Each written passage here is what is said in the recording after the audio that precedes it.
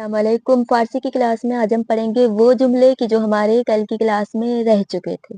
تو شروع کرتے ہیں۔ بسم اللہ الرحمن الرحیم۔ سب سے پہلا لفظ ہے بوسیدن۔ بوسیدن یعنی بوس کردن یعنی بوسا دینا، چومنا۔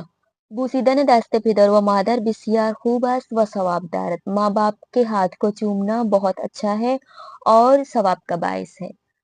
پاکیزگی یعنی تمیزی، نظافت، صفائی اور طہارت۔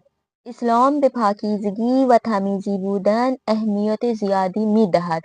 اسلام میں پاکیزگی یعنی پاک و صاف رہنے کو بہت زیادہ اہمیت دی گئی ہے۔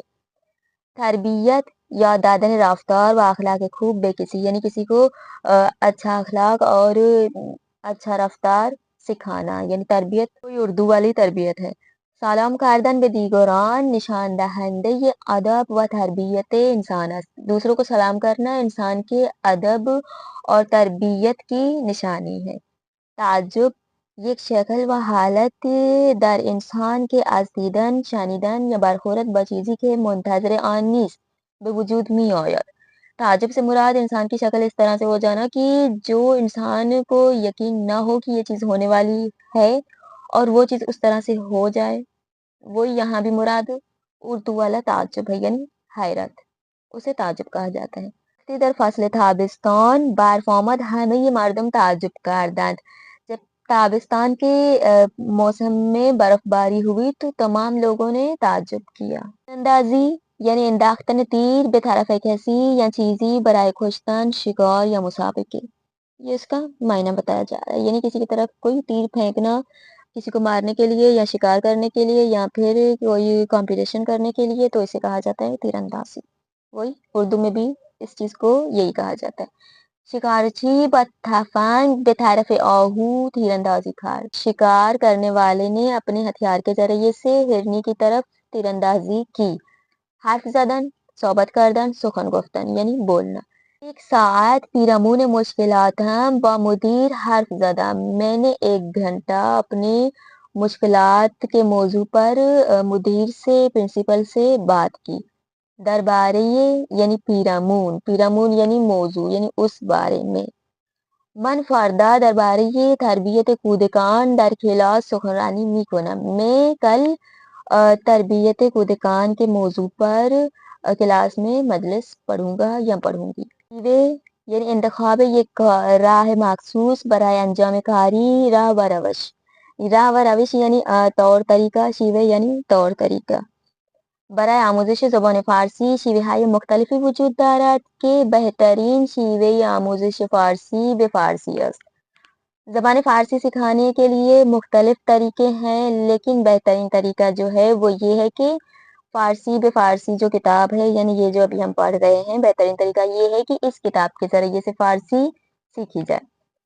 اس کے بعد ہے کوشیدن یعنی کوشش کرنا، تلاش کرنا۔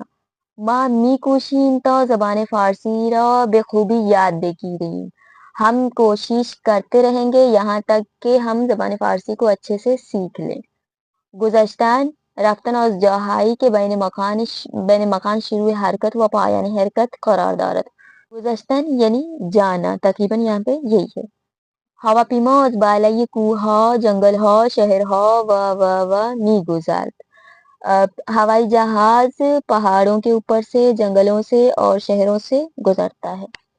نتیجے سر انجام کار یعنی کسی کام کا انجام۔ چیزی کے در پایان کاری به دست می آید۔ وہ چیز جو کسی کام کو انجام دینے کے بعد ہاتھ لگتی ہے اس چیز کو نتیجہ کہا جاتا ہے۔ نتیجه آموزش زبان فارسی خواندن، نوشتن و صحبت کردن به این زبان است۔ زبان فارسی کو سیکھنے کا نتیجہ یہ ہوتا ہے کہ انسان فارسی پڑھنا، لکھنا اور بات کرنا فارسی میں اسے آ جاتی ہے۔ اس کے بعد ہے نشاندن یعنی این درس یعنی قرار دادن کسی روی صندلی یا به حالت نشسته یعنی کسی کو بٹھانا چیئر وغیرہ پہ۔ فاطمه فرزندش را از روی زمین برداشت و روی صندلی نشاند۔ فاطمہ نے اپنے بیٹے کو زمین سے اٹھایا اور چیئر پہ بٹھایا۔ اس کے بعد ہے نمونے۔ در این درس یعنی مقدار کمی یا کوچکی از یک چیز یا یک عدد از چیزی۔ کہہ رہے ہیں اس درس میں نمونے سے مراد وہی نمونہ اردو میں کہا جاتا ہے، فارسی میں نمونے سے مراد یعنی کسی ایک چیز کا کچھ تھوڑا سا حصہ یا پھر اس کی ایک عادت، اسے کہا جاتا ہے نمونہ۔ مزید ہم جملہ پڑھتے ہیں، دیکھیں فارسی فروش چند نمونے از پارچه ها را به من نشان داد و من یک نمونه را انتخاب کردم۔ کپڑے فروش والے انسان نے دکاندار نے مجھے چند نمونے کپڑوں کے دکھائے اور میں نے ایک نمونے کو انتخاب کر لیا، سلیکٹ کر لیا۔ نمونہ یعنی سمجھنے کی مثالیں، چند مجھے دکھائیں کہ یہ جارجٹ کا کپڑا ہے، یہ فلانا ہے، یہ فلانا ہے، تو انہوں نے ایک کو سلیکٹ کر لیا۔ اس کے بعد ہے وعدے، وعدے یعنی قرار گذاشتن با کسی درباره انجام دادن یا ندادن کاری، اردو والا وعدہ ہے۔ من به دوستم وعده دادم که در یاد گرفتن زبان فارسی به او کمک کنم، میں نے اپنے دوست سے وعدہ کیا ہوا ہے کہ میں زبان فارسی کو یاد کرنے میں اس کی مدد کروں گا۔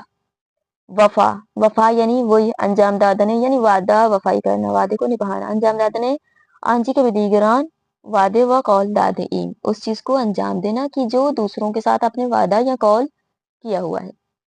من به پدر و مادرم قول دادم که خوب درس بخوانم و اکنون با خوب درس خواندن به قولم وفا میکنم، میں نے اپنے ماں باپ کو قول دیا ہوا ہے کہ میں اچھے سے پڑھائی کروں گا اور ابھی میں اپنے قول میں وفا کر رہا ہوں، یعنی میں اپنی اس بات کو انجام دے رہا ہوں، میں جس طرح سے بولا ہوا تھا میں ابھی اس طرح سے عمل کر رہا ہوں، اسے کہتے ہیں وعدہ وفائی۔